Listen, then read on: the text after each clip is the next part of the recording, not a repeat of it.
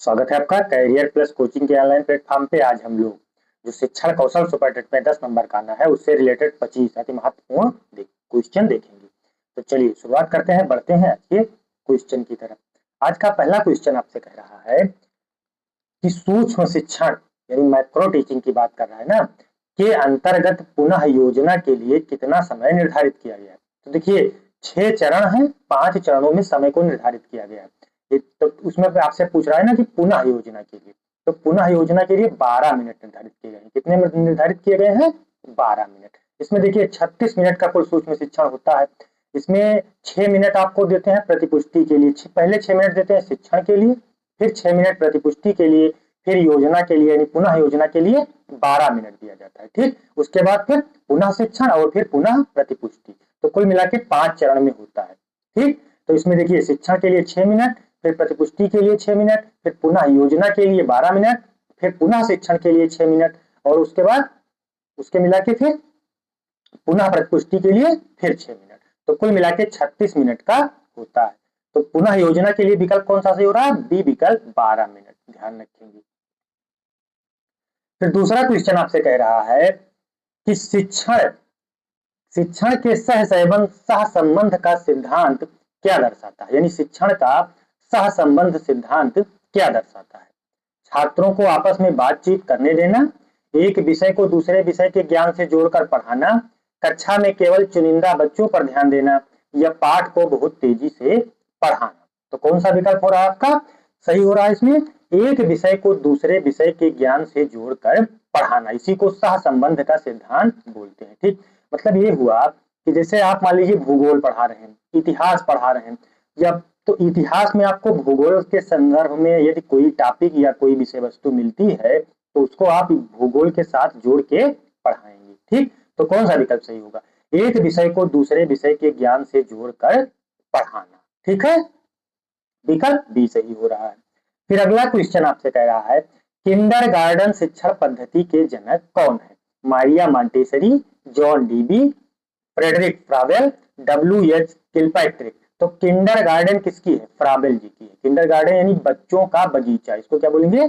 बच्चों का बगीचा। ये किसका सिद्धांत है? फ्रावेल जी का सिद्धांत है। ठीक, इसमें इन्होंने बताया है कि बच्चा जो है वो एक पौधा है, यानी छात्र एक पौधा है और शिक्षक की तुलना इन्होंने माली से की है। ठीक, अच्छा ये जो शिक्षा पद्धति है ना, ये पूर्णतया खेल पर आधारित है। खेल हुआ, पुरस्कार हुआ, इन सब पर आधारित शिक्षा पद्धति ये है। ठीक, जैसे खेल कूद के माध्यम से सिखाना है, गानों के माध्यम से सिखाना है। ठीक है, तो इसके जनक कौन हो जाएंगे किंडरगार्टन के? फ्रेडरिक फ्रावेल। यानी विकल्प आपका कौन सा सही होगा? सी विकल्प। ठीक है, अच्छा खेल विधि के जनक पूछेगा, जैसे मान लीजिए आपसे खेल विधि का जनक पूछे तब आप किलपैट्रिक लगाएंगे। ठीक, लेकिन किंडरगार्टन फ्रावेल। जॉन डीबी जो है वो करके सीखने के यानी उसके उसके जनक हो जाएंगे। मारिया मॉन्टेसरी विधि की जनक है। ठीक है, जॉन डीबी करके सीखने के जनक है। ठीक है, मतलब प्रयोगात्मक शिक्षा के जनक। चौथा क्वेश्चन आपसे कह रहा है कि शिक्षण का सबसे निचला या शुरुआती स्तर कौन सा माना जाता है? बोध स्तर, चिंतन स्तर, स्मृति स्तर या अनुप्रयोग स्तर। तो देखिए इन्होंने 3 स्तर बताए हैं। तीनों स्तर में क्या है? पहला आपसे पूछ रहा है ना कि सबसे निचला, तो सबसे निचला कौन सा हो जाएगा? स्मृति स्तर। कौन सा विकल्प सही होगा? सी विकल्प, स्मृति स्तर। ठीक है, ध्यान रखेंगे। कितने स्तर बताए? 3 स्तर बताए गए हैं। ठीक है, हार्वर्ड के द्वारा। ठीक है, किसके द्वारा बताया गया है? हार्वर्ड के द्वारा इसका प्रतिपादन किया गया है। इन्होंने सबसे पहले इसमें क्या बताया? अंडरस्टैंडिंग यानी समझ बताया है। ठीक है, दूसरा क्या बताया कि उसको फिर प्रयोग, और तीसरा क्या बताया? स्मृति स्तर। फिर कह रहा है राष्ट्रीय शिक्षा नीति 2020 एनईपी 2020 के अनुसार स्कूली शिक्षा का नया ढांचा क्या है? 10+2, 5+3+3+4, 5+3+4+3 या 3+5+3+4। तो देखिए एनईपी 2020 के अनुसार शिक्षा का जो नया स्तर बनाया गया है वो 5+3+3+4। ठीक है, इसमें देखिए पहले 3 साल प्री प्राइमरी चलता था ना, उसको इसमें इंक्लूड कर लिया गया। तो 3 वो हो गया और कक्षा 1 और 2 मिला के 5 साल फाउंडेशन कोर्स में रखा गया है। फिर उसके बाद कक्षा 3, 4, 5 3 साल ये रखा गया है। फिर उसमें आप जाएंगे जूनियर में 6, 7, 8, ये हो गया 3 साल। फिर उसके बाद 9, 10, 11, 12, यानी नया स्वरूप क्या हुआ है? 5+3+3+4, यानी विकल्प आपका बी सही हो रहा है। ठीक है, ध्यान रखेंगे। क्वेश्चन नंबर 6 आपसे कह रहा है कि शिक्षण सूत्र पूर्ण से अंश की ओर यानी होल्स टू पार्ट, पूर्ण से अंश की ओर किस मनोविज्ञान पर आधारित है? व्यवहारवाद पर, गेस्टाल्टवाद पर, संरचनावाद पर या मानवतावाद पर? तो ये गेस्टाल्टवाद पर आधारित है। किस पर आधारित है? गेस्टाल्टवाद। अच्छा, गेस्टाल्टवाद के जनक आपसे पूछा जा सकता है तो मैक्स वर्दाइमर। गेस्टाल्टवाद के जनक कौन है? मैक्स वर्दाइमर। गेस्टाल्टवाद के 2-3 वैज्ञानिक को आपको ध्यान रखना है, जैसे कोहलर हो गए, ठीक, वर्दाइमर हो गए, उसके बाद कोफा हो गए, ये तीनों को नाम आपको जरूर ध्यान रखना है। ठीक, इन्होंने यही बताया कि पहले हम छोटे छोटे भागों पर ध्यान देते हैं, उसके बाद पूरी कहानी को संक्षेप में। जैसे आप मान लीजिए कोई कहानी पढ़ा रहे हैं, हिंदी की कहानी पढ़ा रहे हैं, तो पहले आपको क्या करना है, छोटी छोटी बातों पर ध्यान देना, फिर लास्ट में आप सारांश बताएंगे ना पूरी संपूर्ण कहानी को जोड़कर। तो उसका मतलब यही हुआ पूर्ण से अंश का और किस पर आधारित है? गेस्टाल्टवाद पर। विकल्प बी सही हो रहा है। 7वां नंबर आपसे कह रहा है कि वर्तमान होना चाहिए ना, ये वर्तमान लिखा है, गलत लिखा है। वर्तमान समाज में शिक्षकों की स्थिति सुधारने के लिए राष्ट्रीय शिक्षक आयोग का गठन किसकी अध्यक्षता में हुआ? Professor Yashpal, doctor DS Kothari, professor DP Chattopadhyay या मुदालियर? तो किसके उसमें हुआ? डॉक्टर DP चट्टोपाध्याय की। ठीक है, प्रोफेसर डॉक्टर DP चट्टोपाध्याय की अध्यक्षता में राष्ट्रीय शिक्षक आयोग यानी NCT का गठन किया गया था। ठीक है, कब किया गया? 1983 और 85 में इस आयोग, मतलब 1983 में इस आयोग का गठन किया गया है। ठीक, मतलब ये हुआ कि जो मांग है उसके अनुसार उसको बेहतर बनाना। ठीक, तो वर्तमान समाज में शिक्षकों की स्थिति सुधारने के लिए राष्ट्रीय शिक्षक आयोग का गठन किसकी अध्यक्षता में किया गया? Professor DP Chattopadhyay. 8वां नंबर आपसे कह रहा है कि उपचारात्मक शिक्षण का मुख्य उद्देश्य क्या होता है? प्रतिभाशाली बच्चों को कठिन कार्य देना, छात्रों की कमियों और अधिगम की कठिनाइयों को दूर करना, या परीक्षा में फेल हुए छात्रों को सजा देना, या स्कूल की समय सारणी में बदलाव करना? तो कौन सा विकल्प आपको सही लग रहा है इसमें? उपचारात्मक शिक्षा की बात कर रहा है ना, तो उपचारात्मक शिक्षा में क्या होगा? निदानात्मक में क्या होता है? पहले कमियों का पता लगाया जाता है कि कहाँ कमी है, कहाँ मतलब बच्चे को सहयोग की आवश्यकता है। और उसके बाद उपचारात्मक में क्या होता है? छात्रों की कमियों और अधिगम की कठिनाइयों को दूर करना। ठीक, इसको आप डॉक्टर के तरीके से जोड़ के देखेंगे। मतलब क्या है, पहले जाएंगे तो आप डॉक्टर आपकी सारी परेशानियों को जानने की कोशिश करेगा, जब उसको परेशानी पता हो जाएगी उसको निदानात्मक में रखेंगे, जब उसको परेशानी पता हो जाएगी तब वो उसको दूर करने के लिए दवा देगा, तो उसको उपचारात्मक में रखेंगे। ठीक है, ध्यान रखना है। 9 नंबर आपसे कह रहा है कि बहुकक्षा शिक्षण का क्या अर्थ है? एक ही कक्षा में कई विषयों को एक साथ पढ़ाना, एक शिक्षक द्वारा एक ही समय में एक से अधिक कक्षाओं के बच्चों को एक साथ पढ़ाना, कई शिक्षक को मिलकर एक ही छात्रों को पढ़ाना, या कक्षा में केवल डिजिटल बोर्ड का उपयोग करना? तो देखिए, बहुकक्षा शिक्षण का मतलब ये हुआ कि एक ही शिक्षक द्वारा एक ही समय में एक से अधिक कक्षाओं के बच्चों को एक साथ पढ़ाना। यानी विकल्प आपका कौन सा सही हो रहा है? बी विकल्प। भाई बहुकक्षा शिक्षण का मतलब क्या हुआ कि उस क्लास में कई कक्षाओं के बच्चों का समावेशन है। जैसे 3, 4, 5 प्राइमरी में आप देखे होंगे कि कक्षा 1 और 2 को एक क्लास में बैठा देते, 3, 4, 5 को एक क्लास में बैठा देते। तो ये किस शिक्षण शैली का उदाहरण है? ये बहुकक्षा शिक्षण शैली का उदाहरण होता है। ठीक, अच्छा, इसमें विशेष कर इसमें प्रबंधकीय कौशल होना चाहिए। जैसे आपको प्रबंधन आता हो कि कक्षा 3 को क्या पढ़ाना, कक्षा 4 को, मतलब प्रबंधन की अच्छी कुशलता आपके अंदर होनी चाहिए, तभी बहुकक्षा शिक्षण का संचालन आप कर सकते हैं। अगला क्वेश्चन आपसे कह रहा है कि शिक्षण एक सउद्देश्य प्रक्रिया यानी teaching as a purposeful process, इसका तात्पर्य क्या है? मतलब ये है कि सउद्देश्य का तात्पर्य आपसे पूछ रहा है कि क्या है? शिक्षण बिना किसी लक्ष्य के किया जाता है, शिक्षण का सदैव एक निश्चित और पूर्व निर्धारित लक्ष्य या उद्देश्य होता है, शिक्षण केवल धन कमाने के लिए किया जाता है, इसका उद्देश्य केवल पाठ्यक्रम समाप्त करना होता है। नहीं, लिखिए, शिक्षण का उद्देश्य केवल पाठ्यक्रम समाप्त करना या अच्छे नंबर लाना, ये सब कतई नहीं होता है। शिक्षण का सदैव एक निश्चित लक्ष्य होना चाहिए और पूर्व निर्धारित लक्ष्य होना चाहिए। ठीक है, तो विकल्प कौन सा सही हो रहा है आपका? कि शिक्षण का सदैव एक निश्चित और पूर्व निर्धारित लक्ष्य होना चाहिए। तो विकल्प कौन सा सही होगा? बी। ठीक है, बी विकल्प आपका सही हो जाएगा कि शिक्षण का सदैव एक निश्चित एवं पूर्व निर्धारित लक्ष्य या उद्देश्य होता है। ठीक है, चलिए बढ़ते हैं हम लोग 11 नंबर की तरफ। 11 नंबर आपसे कह रहा है कि मैकाले का निस्यंदन सिद्धांत शिक्षा के किस क्षेत्र से संबंधित था? सभी को अनिवार्य प्राथमिक शिक्षा देना, केवल समाज के उच्च वर्गों को शिक्षित करना ताकि शिक्षा छन छन कर निम्न वर्गों तक पहुंचे, स्त्रियों के लिए अलग कॉलेज खोलना, तकनीकी शिक्षा को बढ़ावा देना। तो देखिए, जो लॉर्ड मैकाले ने 1835 में उनका विवरण पत्र आया था, उसमें उन्होंने निस्यंदन सिद्धांत का जिक्र किया था। निस्यंदन सिद्धांत ये है, उन्होंने कहा था कि हम केवल उच्च वर्ग को शिक्षित कर दें तो वो छन कर अपने आप गरीबों तक पहुंच जाएगी। ठीक है, फेडरलाइजेशन की थ्योरी इन्होंने बताया था, निस्यंदन का सिद्धांत। ठीक, तो विकल्प कौन सा सही हो रहा है कि केवल समाज के उच्च वर्गों को शिक्षित करना ताकि छन छन कर शिक्षा निम्न वर्गों तक पहुंच सके, यानी विकल्प आपका बी सही होगा। ठीक है, ध्यान रखिए, इसी को निस्यंदन सिद्धांत बोलते हैं। अच्छा, ये बहुत पूछा जाता है। अच्छा, अंग्रेजी शिक्षा का जनक भी इन्हीं को बोलते हैं, लॉर्ड मैकाले जी को, तो ये भी ध्यान रखना है। ठीक है, ये कब आया था, मैकाले का विवरण पत्र कब आया था? 1835 में, ये ध्यान रखना है। ठीक, अच्छा, ये एक नकारात्मक नीति, इसको भारतीय शिक्षा की नकारात्मक नीति के तौर पर इसको देखा जाता है। ठीक है, क्योंकि इन्होंने सबको शिक्षित करने की बात नहीं, समाज के केवल उच्च वर्गों को शिक्षित करने की बात की थी। 12 नंबर आपसे कह रहा है कि बुनियादी शिक्षा के अंतर्गत महात्मा गांधी ने किस शिक्षण सूत्र पर सबसे अधिक बल दिया? अमूर्त से मूर्त की ओर, रटने से समझने की ओर, हाथ मस्तिष्क और हृदय का समन्वय, यानी 3Rs to 3Hs की ओर, केवल व्याख्यान विधि। देखिए, तो विकल्प इसमें बुनियादी शिक्षा में उन्होंने हाथ मस्तिष्क और हृदय का समन्वय, यानी 3Rs से 3Hs की ओर, विकल्प सी सही होगा। 3Rs का मतलब क्या हुआ? 3Rs का मतलब आपको देखिए, जैसे रीड हो गया, राइट हो गया, अर्थमेटिक हो गया। ठीक, क्या होगा इसका? रीड यानी पढ़ना आना चाहिए, लिखना आना चाहिए, गणितीय आकलन आना चाहिए। जो आप FLN चला है ना, फाउंडेशन लिटरेसी एंड न्यूमरेसी, वही था उसकी। इसकी बात महात्मा गांधी ने बुनियादी शिक्षा में इसका जिक्र किया था। और HS का मतलब क्या हुआ?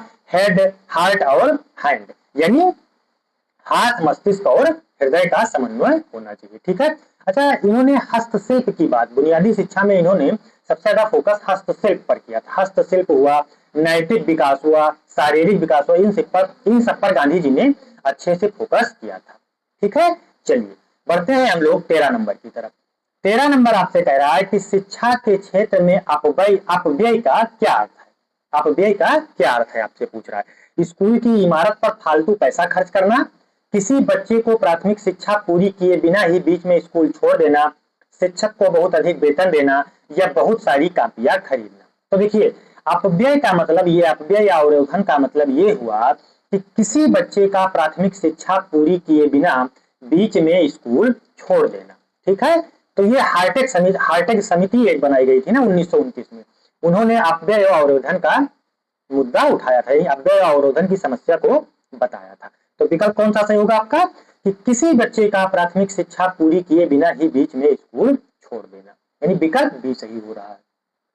ठीक है, चलिए बढ़ते हैं हम लोग क्वेश्चन नंबर 14 की तरफ। 14 आपसे कह रहा है कि कक्षा में श्यामपट्ट कौशल, यानी ब्लैक बोर्ड की बात कर रहा है ना, के उपयोग में सबसे महत्वपूर्ण बात क्या है? बहुत तेजी से और बारीक लिखना, रंगे बिरंगे चाकों का अत्यधिक प्रयोग करना, लेखन में स्पष्टता, सुस्पष्टता और दो शब्दों के बीच उचित गैप होना। नंबर 4 कह रहा है बोर्ड पर पीट करके लगातार बोलते रहना। तो देखिए, बोर्ड पर पीट करके लगातार बोलते रहना ये भी नहीं सही है, बहुत तेजी और बारीक लिखना ये भी नहीं, रंगे बिरंगे चाकों का प्रयोग करना चाहिए जिससे कक्षाएं रोचक लगे। लेकिन सबसे महत्वपूर्ण बात आपसे पूछ रहा है, तो सबसे महत्वपूर्ण बात ये होगा कि लेखन में सुस्पष्टता होनी चाहिए, सुपाठ्यता होनी चाहिए, यानी आसानी से उसको पढ़ा जा सके, और दो शब्दों के बीच उचित गैप होना चाहिए जिससे लिखावट अच्छी हो। ठीक है, तो विकल्प सी सही होगा। ये सब ध्यान रखना है आपको। चलिए बढ़ते हैं हम लोग क्वेश्चन नंबर 15 की तरफ। 15 आपसे कह रहा है कि समावेशी कक्षा में एक शिक्षक को दिव्यांग बच्चों के प्रति कैसा दृष्टिकोण रखना चाहिए?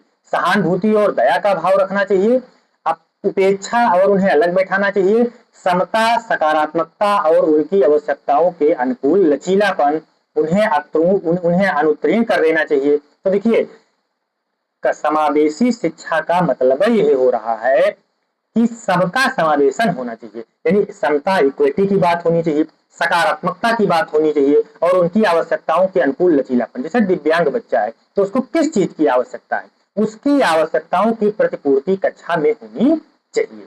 तो विकल्प कौन सा सही होगा, सी विकल्प, यानी समता, सकारात्मकता और आवश्यकताओं की अनुकूल लचीलापन। जैसे देखिए आज आप देखेंगे आपको हर प्राथमिक विद्यालय में रैंप दिखाई देगा। रैंप का मतलब क्या है कि विकलांग बच्चा सीढ़ियों से चढ़ के नहीं जा सकता तो उसको रैंप की आवश्यकता है। तो ये सब किसमें जाएंगे, भौतिक संसाधन में जाएंगे दिव्यांग बच्चों के, यानी अब उनकी आवश्यकताओं के अनुकूल लचीलापन, यही है। ठीक है, ध्यान रखना है। 16 नंबर आपसे कह रहा है कि प्रश्नोत्तर विधि के प्रवर्तक कौन है। प्लेटो जी हैं, सुकरात हैं, अरस्तु हैं या रूसो। तो देखिए सुकरात विधि, प्रश्नोत्तर विधि के जनक सुकरात जी हैं। कौन है, अच्छा इसे सुकराती विधि भी कहते हैं, तो ये भी ध्यान रखना। ठीक, इसमें होता क्या है ना कि ज्ञान जो है वो छात्र के अंदर होता है। ठीक, बस उसे टीचर का क्या काम है, उसे क्रमबद्ध करे, तार्किक रूप से प्रश्न पूछे जिससे उनके मन में जो कुछ है वो बाहर आ सके। तो इस विधि को प्रश्नोत्तर विधि बोलते हैं। तो विकल्प कौन सही हो जाएगा, बी विकल्प सुकरात, यानी प्रश्नोत्तर विधि के जनक कौन है, सुकरात। देखिए ज्ञान तो बच्चे को है ही है, बस उसको आपको निखारना है, यानी उसको बाहर लाना है, जैसे बच्चे को बोलने में डर ना लगे, भय ना लगे। तो इन सबको प्रश्नोत्तर विधि के अंतर्गत सुकरात जी ने सम्मिलित किया है।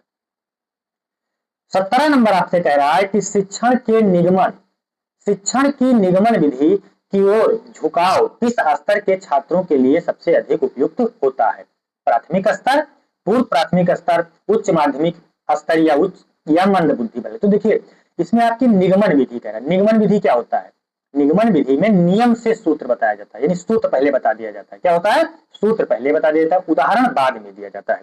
आगमन विधि में क्या होता है, पहले आपको उदाहरण दिया जाएगा फिर नियम। जैसे देखें आगमन विधि में हमने बताया था, कल वाली क्लास में क्वेश्चन था कि पहले आप का नहीं सिखाएंगे, पहले आप बच्चे को कबूतर दिखाएंगे उसके बाद का सिखाएंगे। यही निगमन विधि में पहले आपका जब बच्चा सीख जाएगा तब उसको कबूतर दिखाएंगे। मतलब ये हुआ कि ये नियम से उदाहरण की ओर चलती है। तो आगमन विधि ये उदाहरण से नियम की ओर चलती है, तो दोनों में अंतर है। तो उदाहरण से नियम, पहले उदाहरण, पहले कबूतर फिर का, तो ये प्राथमिक स्तर में। ठीक, लेकिन पहले का सिखाना है उसके बाद कबूतर बताना, तो ये उच्च माध्यमिक या उच्च स्तर। भाई निगमन विधि उच्च स्तर में प्रयोग की जाती है, ठीक, और आगमन विधि प्राथमिक स्तर में प्रयोग की जाती है। 18 नंबर आपसे कह रहा है कि कोठारी आयोग ने शिक्षा के किस ढांचे और नीति की सिफारिश की थी, केवल प्राथमिक शिक्षा का विकास, 10+2+3 का शैक्षिक ढांचा और त्रिभाषा सूत्र, केवल संस्कृत भाषा का अनिवार्य करना या स्कूलों का निजीकरण करना। तो देखिए इसमें विकल्प सही होगा आपका 10+2+3 का शैक्षिक ढांचा और त्रिभाषा सूत्र। भाई 3 लैंग्वेज फार्मूला तो एनईपी 2020 में भी सम्मिलित किया गया है। अच्छा कोठारी आयोग के अध्यक्ष पूछे जाते हैं,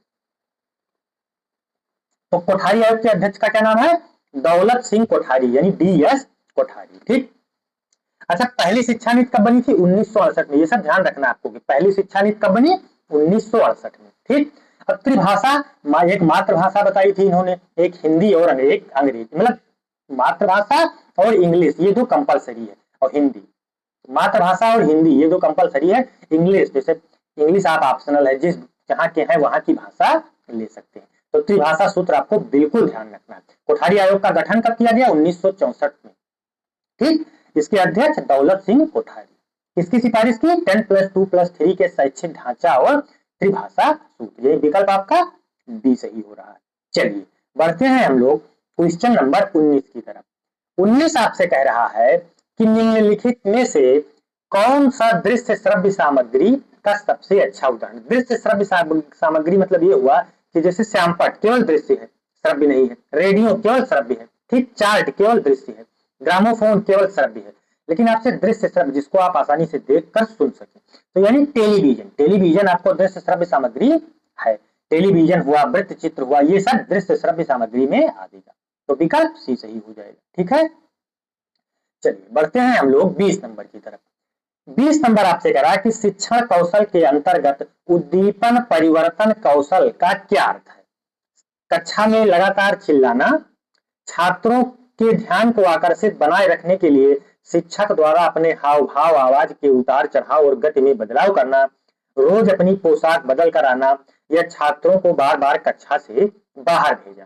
तो उद्दीपन परिवर्तन कौशल की बात कर रहा है। तो उद्दीपन परिवर्तन कौशल में कौन सा सही होगा? इसमें यही सही होगा कि छात्रों के ध्यान को आकर्षित बनाए रखने के लिए शिक्षक द्वारा अपने हाव भाव या आवाज के उतार चढ़ाव और गति में लगातार बदलाव करते रहना, जिससे कक्षा नीरस न लगे, यानी बच्चा बोर ना हो। अब जब बच्चा बोर नहीं होगा, सक्रिय रूप से बैठा रहेगा, तो अधिगम भी सक्रिय होगा। ठीक है, यानी अच्छा एक चीज और करना है, इसमें साफ साफ स्पष्ट लिखा कि कक्षा में अध्यापक को छात्रों के बीच भ्रमण करते रहना चाहिए। जैसे आप कोई चीज पढ़ा रहे हैं, तो एक लंबी क्लास है, मान लीजिए 30 बच्चों की क्लास, 30 बच्चों की क्लास के लिए 30 बच्चों की क्लास है ना, तो 30 बच्चों की क्लास में आप मतलब 30 मिनट या 40 मिनट का जो पीरियड, उसमें आप प्रत्येक बच्चे के पास जाने की कोशिश करें। ये उद्दीपन परिवर्तन कौशल में बताया गया है। तो विकल्प कौन सा सही होगा?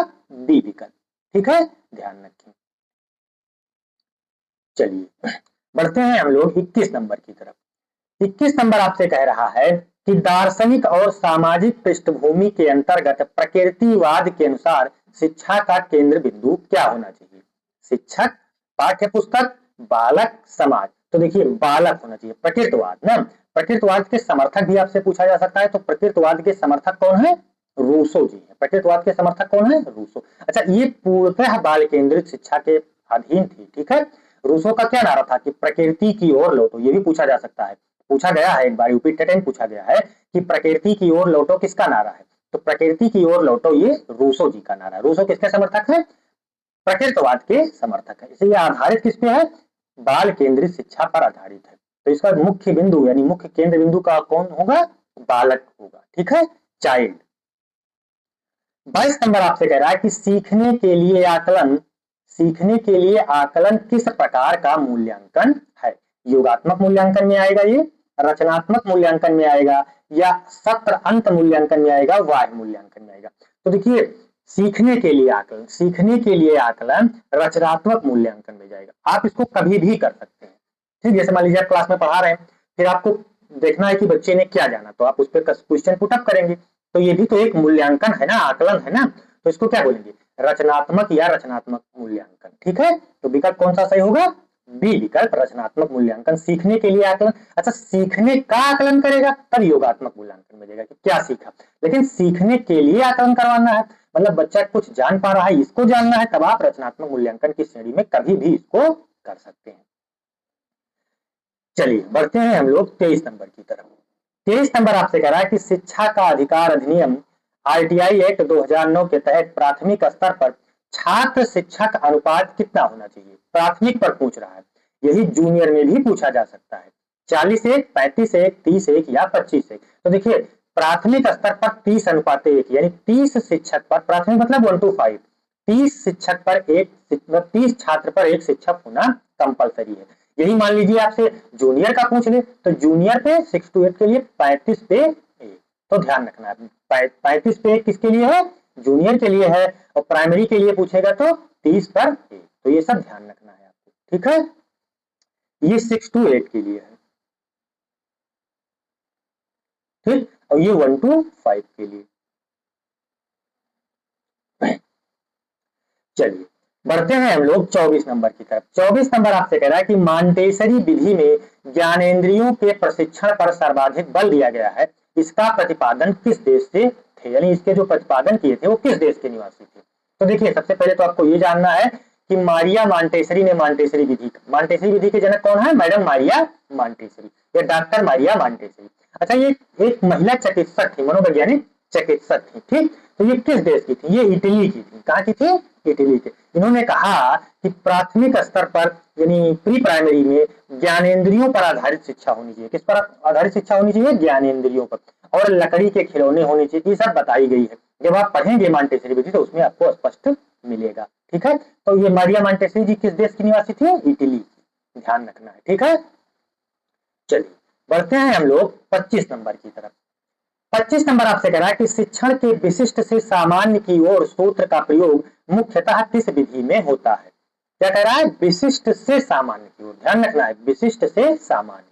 निगमन विधि, व्याख्यान विधि, आगमन विधि या पाठ्य पुस्तक विधि। तो ये देखो निगमन विधि में क्या होगा? सामान्य से विशिष्ट जाती है ना, और ये विशिष्ट से सामान्य कह रहा है, तो ये किसमें होगा? आगमन विधि में। ठीक, आगमन विधि का मूल आधार ही है विशिष्ट से सामान्य की ओर। विशिष्ट का अर्थ क्या होता है? उदाहरण। विशिष्ट का अर्थ क्या होता है? अलग अलग उदाहरण। सामान्य का अर्थ क्या होता है? नियम। यानी हम अलग अलग छोटे छोटे चीजों को जोड़कर कोई अच्छा एक बड़ा सा नियम प्रस्तुत करें तो उसमें वो कैसा होगा? उदाहरण से नियम की ओर। आगमन विधि यही तो है ना, उदाहरण से नियम की ओर, यानी विशिष्ट से सामान्य की ओर। तो विकल्प सी सही होगा।